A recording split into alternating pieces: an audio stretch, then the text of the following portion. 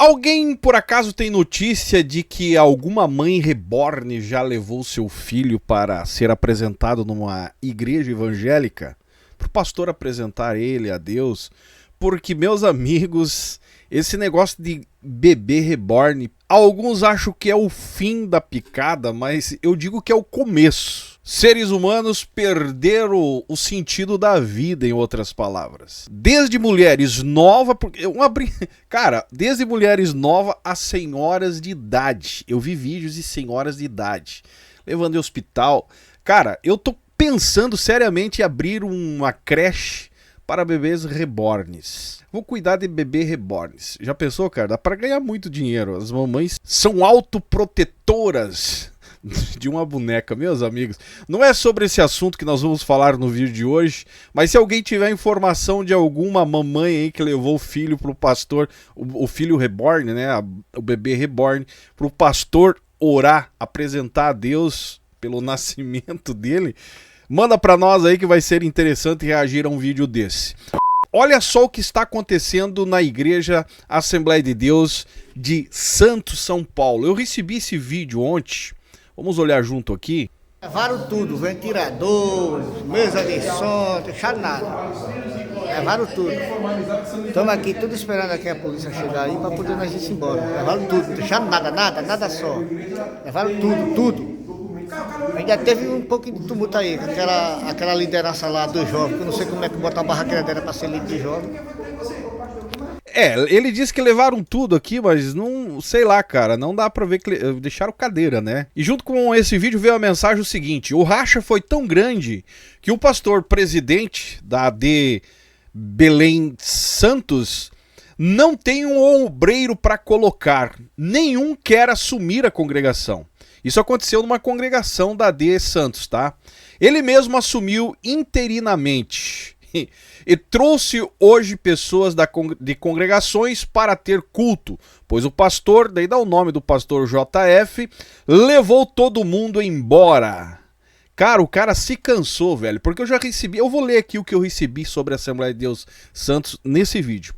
Mas o que aparenta é que esse tal pastor que cuidava dessa congregação se cansou da situação e falou: vou levar o que eu puder daqui, principalmente as ovelhas. E arrebanhou as ovelhas para outro curral. Tem mais racha, e olha só o que diz: tem mais rachas para acontecer aqui em Santos. Eita lasqueira, cara. Segue a foto do culto de hoje. A primeira da foto de óculos é a esposa do pastor presidente, que é funcionária fantasma. A segunda é a esposa de um pastor recém-chegado aqui no campo. Eu não vou mostrar as fotos aqui para não expor, tá? Que fala no áudio que tem do pastor JF que saiu, vai sair também. Eita lasqueira. Está claro, nítido aqui, que o pastor resolveu abandonar a congregação da Assembleia de Deus Belém, em Santos, e partiu para outra, né? Não sabemos até agora, o levantamento que eu fiz, não consegui encontrar se ele fundou uma ou se filiou com um grupo de membros a outra. A verdade é que a congregação ficou vazia somente com o que restou, essas cadeiras. E o e-mail que eu recebi, né, dia 14 de maio de 2024, diz o seguinte: fala Zaio, AD Belém Santos, presidente JP vem se arrastando há um bom tempo. Crise na família. O pastor presidente chegou a trazer o filho dele para ser presidente da igreja em Santos. E depois tomou a igreja no meio do culto. Tomou do filho, cara. Entregou pro filho e tomou do filho num culto normal, pelo visto. Pois não aceitou a administração do... Aí dá o nome aqui, né? 1 milhão de vezes melhor que a dele. Foi uma briga tão feia que ficaram meses sem se falar. Tudo por causa de grana. Meu Deus do céu, cara. Briga de pai e filho por causa de presidência de igreja, meus amigos. Você sabe, né? Presidência de igreja. A esposa dele, no caso do presidente, né? Irmã, aí dá o nome... é funcionária da Prefeitura de Santos, kkkk, já captou a mensagem, né? Que é a acusação que fizeram na outra na outra mensagem que eu recebi aqui. Tem um suposto esquema aí muito grande com relação a essa esposa do pastor. A igreja em Santos está afundada em dívidas, inclusive fomos despejados do templo sede onde congregávamos na rua Siqueira Campos. Meu Deus do céu, cara. Já pensou? Despejo. Aí provavelmente, né, a culpa é do diabo, é perseguição. 168 esquina com a rua Conselheiro João Alfredo 282, por falta de pagamento de aluguel, meus amigos. Pagando aluguel, Igreja Assembleia de Deus de Santos pagando aluguel. O pastor, que é o pai no caso do presidente atual, deve revirar no túmulo, pois era um homem íntegro, tanto é que ele só é pastor devido ao pai. Tá explicado. O chamado nepotismo, né? O ministério nepotismo. Não tem chamado, mas é filho do pastor, então automaticamente é pastorzinho nesse caso e assume sem responsabilidade nenhuma. E pelo visto aqui, cara, olha só, o problema que é conhecido como escândalo, só que o escândalo geralmente somos nós que expomos, né? Nós que causamos o escândalo. Mas isso aqui é um escândalo, cara. Nós só estamos mostrando a vocês o que está acontecendo. Há anos atrás, o pastor presidente, né, da de Santos, era tesoureiro da Confriadesp, Convenção do Belenzinho. Invadimos o campo de Guarujá e abrimos congregações lá, pois o campo estava em crise. Abrimos congregações com o pastor J. Falcão, que era do campo de Guarujá, e veio com o povo para Santos. E o pastor, presidente atual de Santos, abriu a congregação lá em Guarujá, em São Paulo. Rebelião apoiada pelo nosso pastor presidente, o atual presidente, esse que está sofrendo todo esse problema aí. Porém, ontem, dia 13 de maio de 2025, o pastor presidente da AD Santos sofreu rebelião em Guarujá, pagando com a mesma moeda, ou melhor, plantou, está colhendo, a ponto de ter carro de polícia na porta da igreja. O pastor J. Falcão levou todos os crentes, pois não aceitam os distratos que o pastor JP tem feito no campo de Santos, bem como as dívidas e processos que tem recebido. Haja vista a compra do campo de Guaraquatatuba, onde ele colocou um dos seus filhos, daí dá o nome do cara aqui, como presidente, porém não pagou a jubilação do antigo pastor. Meu Deus do céu, cara. Há uma dívida de 4 milhões de reais. Caracas, velho. Isso nós estamos falando de uma Assembleia de Deus, meus amigos. Aquela conhecida como a veterana, a precursora de todo o pentecostalismo no Brasil, conhecida como a Magna Convenção, né, ligada à Magna Convenção da CGADB. Olha só, há uma dívida de 4 milhões de reais.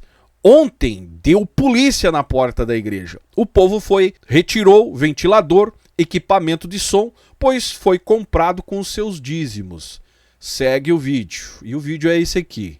E tá certo o povo, né? Não tira a razão do povo aqui, cara. Afinal, é contribuição, né, dos membros. E não estão mais felizes com o local. Vamos pegar o que pertence a nós, o que cabe a nós e vamos levar. Só que deu polícia. E o que restou foi isso aqui que mostraram no vídeo. Levaram tudo, ventilador, mesa de som, não deixaram nada. Levaram tudo. Esse é um exemplo claro de quando uma igreja se torna empresa de família e vai à falência. Tem coisa, meus amigos, que nem a novela das 9 ousaria escrever um roteiro igual esse aqui. A começar pelo clássico, né, do nepotismo aí. Colocar o filho no trono, depois arrancar no meio de um culto. Não tem outra explicação a não ser claramente a tal, vamos dizer assim, a teologia do nepotismo aplicada com um verdadeiro fervor pentecostal, onde o altar vira uma verdadeira herança e o público plateia de um embate digno de UFC. No caso, o UFC eclesiástico, gospel, como você preferir. E a pergunta que fica, por que toda essa briga? Né? Esse endividamento aí, será que foi dinheiro investido em salvação de almas? Foi por almas? Santificação? Por quererem fazer missão e acabaram se endividando? Querer fazer missão, acabaram o pai e o filho entrando em conflito? Claro que não, meus amigos. Tudo é por grana. Porque afinal, quem que precisa de um avivamento quando se tem um boleto atrasado ou boletos atrasados e a igreja sendo despejada? Com a dívida dessa aqui, pelo amor de Deus, cara, perderam, né, o templo, segundo a informação. E você acha que isso é absurdo? Pera aí, segundo a informação, a esposa do pastor aqui é servidora pública e daquele jeito que você já sabe. O dízimo, no caso, nessa família aqui é sagrado, mas o contra-cheque da prefeitura parece ser muito melhor do que o dízimo sagrado. A César o que é de César, principalmente se o César pagar em dia nesse caso. E o povo?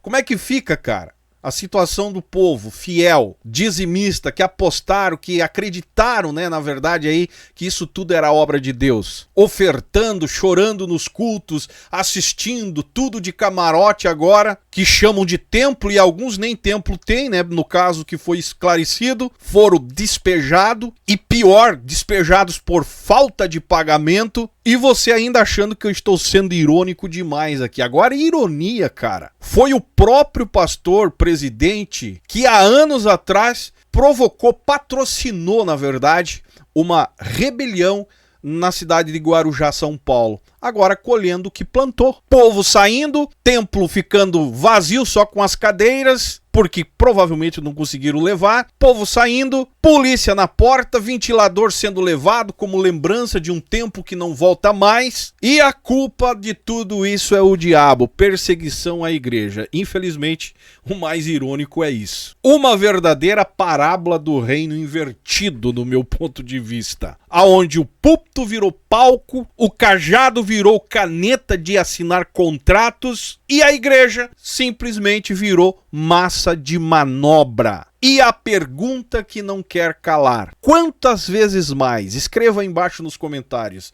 Jesus vai precisar limpar o templo. Não bastou uma vez como exemplo? Pois vivemos dias onde se vende tudo, tudo é feito por dinheiro, menos por verdade, menos pelo evangelho, a qual eles dizem servir ao Cristo que deixou esse evangelho. Cara, é uma verdadeira picaretagem uma atrás da outra. Eu deixo aqui esse vídeo e se tiver mais informações nos envie através de e-mail, porque vai ser um prazer aqui expor a realidade do que está acontecendo. Uma verdadeira lástima. Esse meio evangélico, meus amigos, é menos unção e mais ambição, na verdade. Colocam filhos no trono, depois arrancam, cara, provocam, enfim, acabam colhendo, mas nunca se dobram porque afinal são donos da empresa. É isso que aconteceu em Santos e lamentamos essa realidade que os irmãos estão passando. Uma verdadeira vergonha. E esperamos aí o desenrolar desses próximos capítulos e eu vou ter o prazer de expor aqui para vocês. Se você concorda comigo, deixe seu comentário, seu joinha ajuda muito. Lembrando que eu estou concorrendo ao prêmio IBEST e você pode participar, mesmo que já votou, você pode votar de novo. Todo dia você pode ir lá e votar para ajudar a manter a nossa posição, né? Estamos ali, não sei como eu fui parar lá, um milagre, mas estamos concorrendo e se ficarmos, e esperamos permanecer pelo menos em alguma posição ali relevante. Entre os 100 já tá bom, mas se puder ficar entre os 20, também vai ser melhor ainda. Então vote, ajuda nós, eu conto com a ajuda de vocês, agradeço a cada um e esse é o canal Fala Zay, estamos juntos por um Brasil e um mundo melhor.